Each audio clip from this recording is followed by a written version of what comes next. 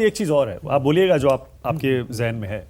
मैं सोच रहा हूँ कि जो इंडिया नाम रखा गया है, इंडिया वर्सेस एनडीए, ये तो नेशनल लेवल पर आएगा ना। जब किसी स्टेट में आप जाएंगे तो वहां तो जो मेजर प्लेयर है उसी के नाम पर चुनाव लड़ना चाहेगी वो। अब जैसे समाजवादी पार्टी तो ये नहीं करेगी ना कि इंडिया के नाम पर चुनाव लड़ेगी, वो तो अपने सिंबल पर अपने नाम पर चुनाव लड़ेगी। उसी तरह ममता बनर्जी, केजरीवाल, कहीं 24 में चुनाव इंडिया के लिए होगा, स्टेट के लिए नहीं। पर जब मान लीजिए अखिलेश की पार्टी चुनाव लड़ती है तो वो तो समाजवादी पार्टी के नाम से ब्रांडिंग करेगा। मैं एक बात कह रहा हूं, जैसे यूपीए था तब भी पार्टी अलग होती थी। ये देखिए, ये किसी पार्टी का नाम नहीं है, एक ज्वाइंट फ्रंट का नाम है, एक अम्ब्रेला ऑर्गेनाइजेशन। एक समझना चाहिए कि ये जैसे एनडीए था, अब एनडीए था लेकिन एनडीए राज्यों में चुनाव थोड़ी लड़ता है, वो तो अलग अलग पार्टियां जो हैं वही लड़ती हैं।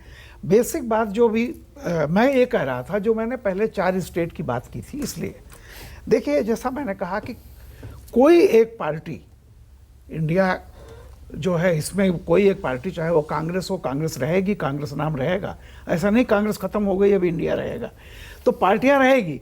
तो मैं जो बात मैं कह रहा था कि देखिए एक तरफ 300 है और एक तरफ कम से कम जो मैंने कहा था कि 150 सीटें, या आप कहिए 3 फिगर है 150 सीटें, ये सीटें कैसे आएंगी? जो मैंने 4 स्टेट का नाम लिया, ये मिलाकर के 210 सीटें होती हैं, यानी बंगाल, बिहार, उत्तर प्रदेश, महाराष्ट्र, 210 सीटें होती हैं। अगर विनेबिलिटी फैक्टर 50% भी मान लीजिए, मैं कहता हूं चलो नई पार्टी 70% हो जाए, तो 210 सीटों में से कम इन जगहों में से कांग्रेस को अगर 50% नहीं मिलता है, 50 मतलब 100 सीट मिलनी चाहिए।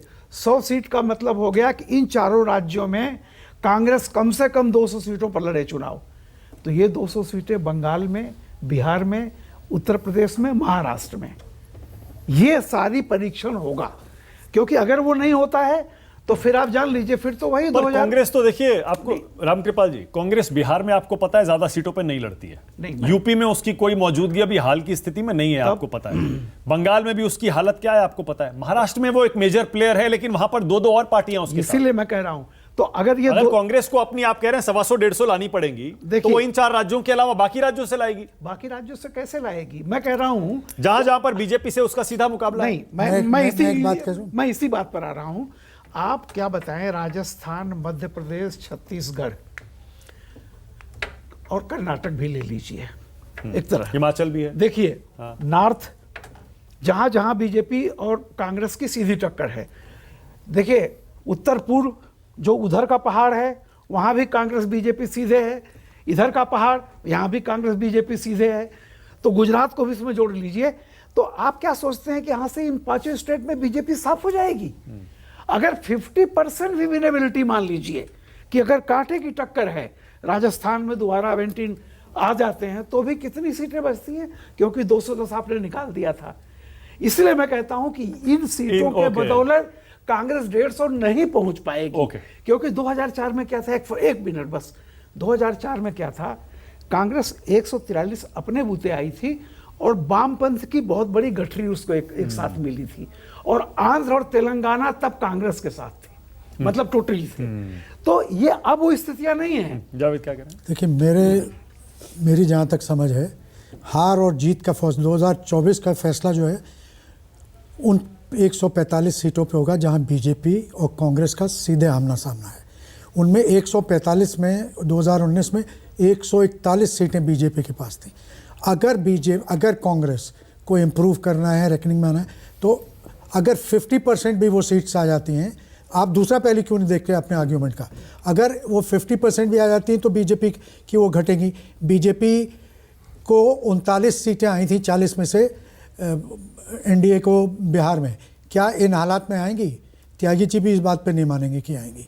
अगर आप, क्या महाराष्ट्र में जो बीजेपी के खुद जो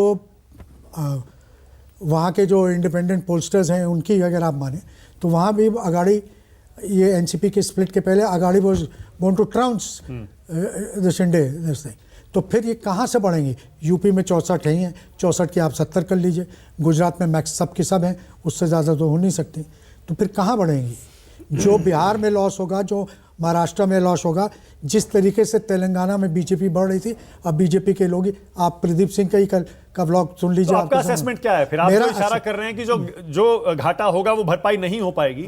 मुश्किल, अगर सब कुछ निर्भर पड़ेगा कांग्रेस, ये जो हिंदी स्पीकिंग स्टेट्स हैं इसमें कैसे परफॉर्म एक करते हैं। लाइन में मैं और कह लूं, जैसे मैं इनकी बात पे जोड़ रहा हूं। आप 2019 की बात सोचिए, मध्य प्रदेश में बीजेपी की सरकार नहीं थी, कर्नाटक में बीजेपी की सरकार नहीं थी, राजस्थान में बीजेपी की सरकार नहीं थी, छत्तीसगढ़ में बीजेपी की सरकार नहीं थी। 2019 की बात मैं कर रहा हूं। उसके बाद जब लोकसभा का चुनाव हुआ तो सारी चीजें पलट गई।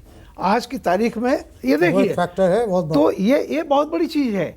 तो जो आज लोग कह रहे हैं कि वहां कांग्रेस कांग्रेस कांग्रेस है, कांग्रेस जब थी तब भी बीजेपी ने वहां पे जो आप बता रहे हैं इतनी सीटें ओके, मैं समझ गया। ओके, अनुराग भदौरिया,